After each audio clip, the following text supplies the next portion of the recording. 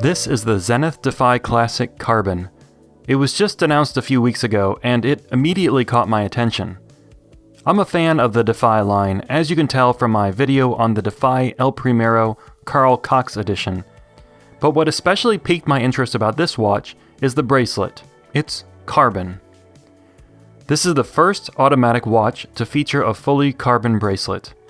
I specify automatic because I believe the first watch to use a fully carbon bracelet was the manually wound Bulgari Octo Finissimo minute repeater carbon from 2018.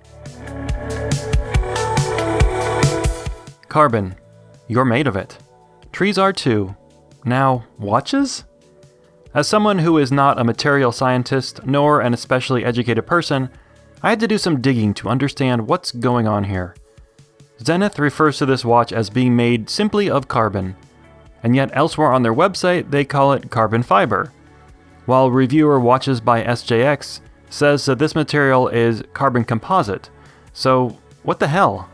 It turns out that all three of these descriptions are correct. Carbon composite is also known as forged carbon and forged composite.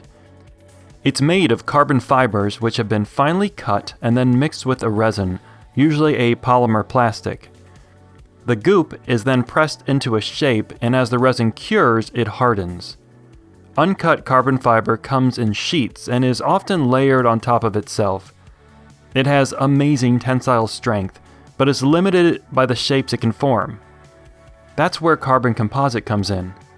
Because it's finely cut carbon fibers, it's not as quite as strong as the sheets, but it's still very strong and very light. And unlike carbon fiber sheets, carbon composite can be formed into shapes like watch cases or, now, watch bracelets.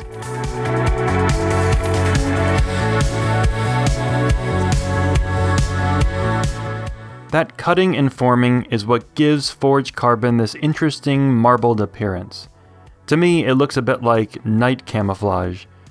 And what's really fun for collectors is that no two carbon watches are identical. Each watch will have different striations and patterns.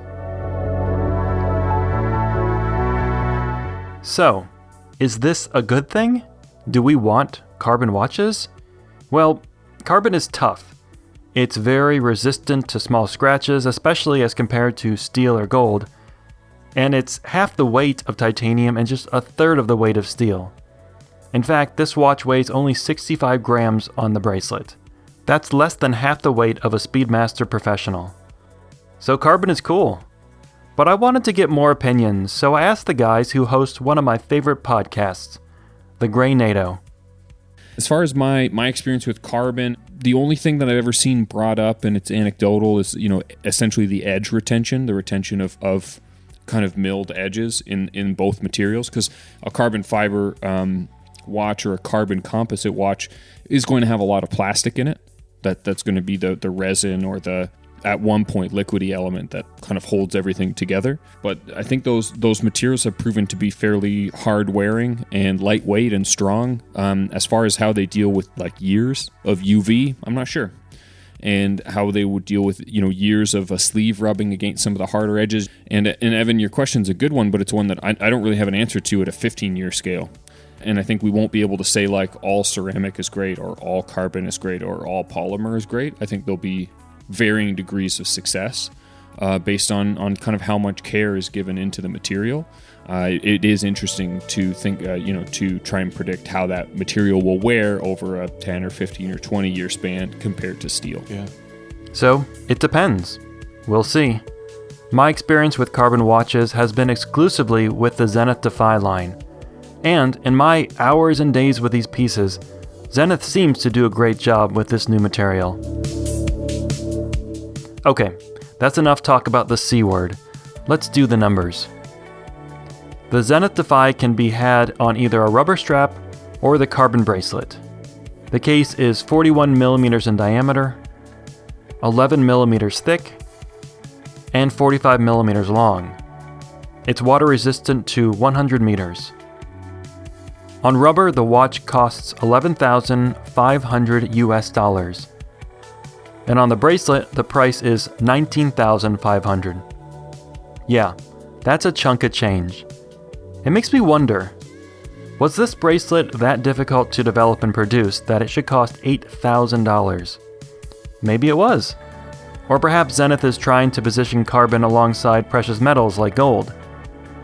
Either way, they must know that this price tag is going to be hard for the market to swallow. But I don't think the price should take away from what is an unassailably badass watch.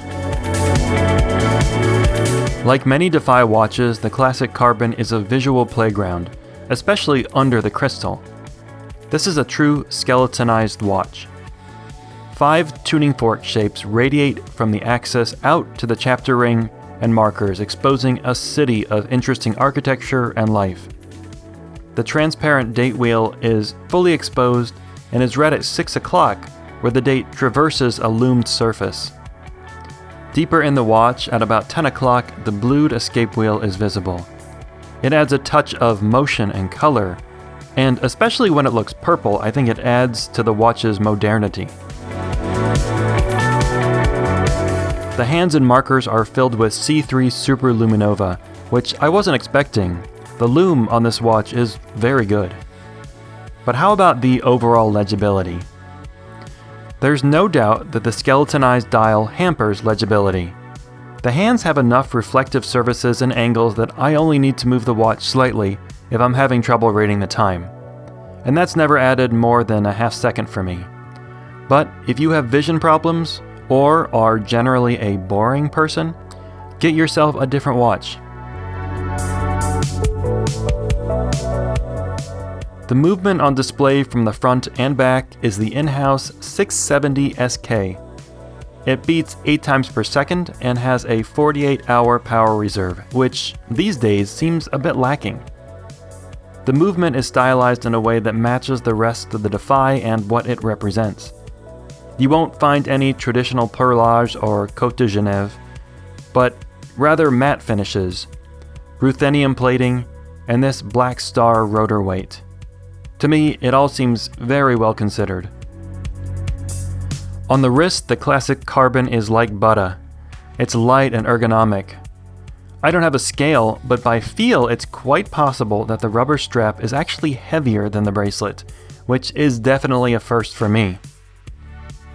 While on paper, 41mm might seem too large for some people, the 45mm length makes this watch wearable for people who might otherwise shy away from anything over 38mm. I think you could probably wear this or any other time-only Defy on a wrist as small as 6 inches. My wrist is about 7 1/8. I like this watch. I like it a lot. If the price were half of what it is, I'd probably buy the Defy Classic Carbon on a bracelet. Part of me wants to reward Zenith for taking chances and experimenting with new materials and new designs. They're a brand that could probably get by on their traditional lines alone. They certainly got the heritage to do that. So that's one reason I'd buy this watch, but mostly I just like how the watch looks and feels. I've never worn a watch like the Defy Carbon on a bracelet. Almost no one in the world ever has. And I wonder if the world is ready for a watch like this. That lacks heft, the bling of polished surfaces and the coolness of metal. The world might not be ready, but I am.